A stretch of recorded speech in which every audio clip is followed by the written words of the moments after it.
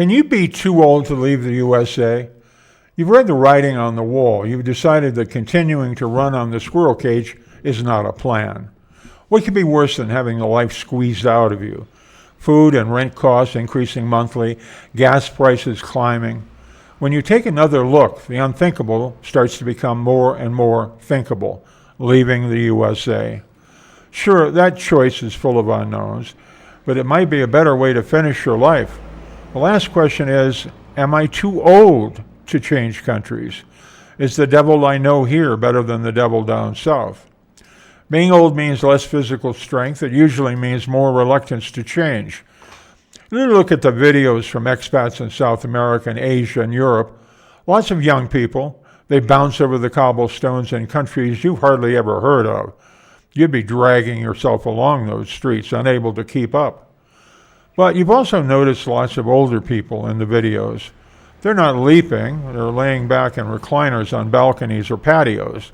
Palm trees swaying in the breeze. There's a beach in the distance and the muted sound of surf. Some guy older than you sips a drink. He tells you about his life, the one he's had since he moved. Yeah, he says, there were problems, and he describes them. But overall, he's glad he made the move. It's not just the young, full of energy, or the old folks conserving energy, but it's families too.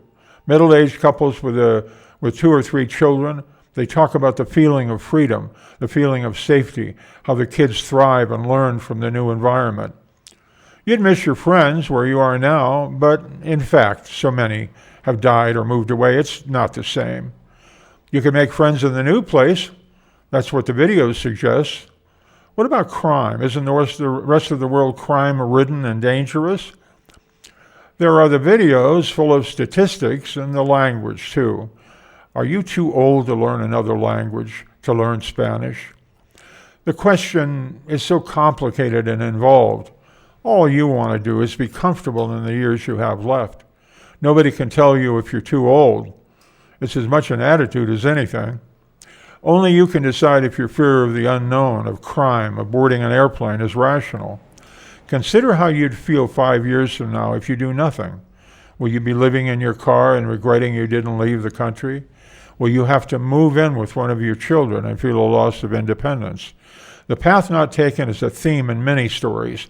In a poem by Robert Frost, the path not taken was the well-trod path of least resistance, doing nothing, staying even as things got worse. The path taken was less worn, but it made all the difference. The well-worn path often leads to what another poet and writer, Henry David Thoreau, described as a life of quiet desperation. It's quiet because nobody's listening. Nobody really cares. Those that might care are in the same boat as you, a boat taking on water and slowly sinking. They wish they'd taken that flight south. If you don't feel welcome or wanted in a country you were born in, take the chance, take the flight south, at least for a look-see. There are many who did that when they were your age that are happy now somewhere else. I've been in Ecuador 15 years. I just turned 80. The regret I most often hear is, I wish I had come down earlier. They tried to make things work up north. They tried to extend that well-worn path, but decided it wasn't tenable. I've heard their stories of their lives up north. We share experiences on the sidewalks in front of the cafes, secure in the little pueblo we now call home. The major discomfort is the psychodrama we've not been able to shed, the mental buzz of division and hate and discord common in the USA anymore. Losing that takes time. The sooner you start, the sooner peace will come. If you've gotten food for thought from this, hit the subscription button and give me a thumbs up. If you take the trip south and visit Vilcabamba, look me up.